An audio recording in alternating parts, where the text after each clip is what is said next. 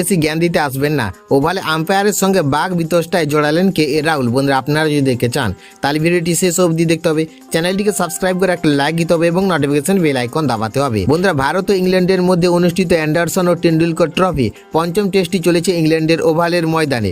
দ্বিতীয় দিনের শেষে ভারত 2 উইকেট হারিয়ে 75 রান তুলে ফেলেছে এবং ইংল্যান্ডের থেকে 52 রান এগিয়ে রয়েছে। তবে আজকের দিনটা ভারতের কাছে অত্যন্ত গুরুত্বপূর্ণ হতে চলেছে বন্ধুরা, কারণ ভারতীয় দলের ব্যাটিং পারফরমেন্সই নির্ধারণ করবে এই টেস্টের ফলাফল। বন্ধুরা এই গুরুত্বপূর্ণ ম্যাচে বিতর্কের জন্য পিছু ছাড়ছে না। সিরিজের শুরু থেকে একের পর এক বিতর্ক জড়িয়ে পড়েছে দুই দল। এবার সেই তালিকায় যুক্ত হলো আর এক নতুন ঘটনা, মাঠে আম্পায়ারের সঙ্গে ঝামেলায় জড়ালেন KL রাহুল। বন্ধুরা ঘটনাটি ঘটেছে ইংল্যান্ডের ইনিংসে 22তম ওভারে। প্রসিদ্ধ কৃষ্ণার একটি বল জো রুটের ব্যাট ঘেঁষে বেরিয়ে যায়, অল্পের জন্য বেঁচে যায় রুট।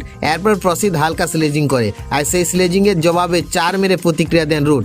এরপর দুজনের মধ্যে উত্তপ্ত বাক্য বিনিময় শুরু হয়। পরিস্থিতি নিয়ন্ত্রণে আনতে এগিয়ে আসে ফিল্ডার আম্পায়ার কুমার ধর্মসেনা।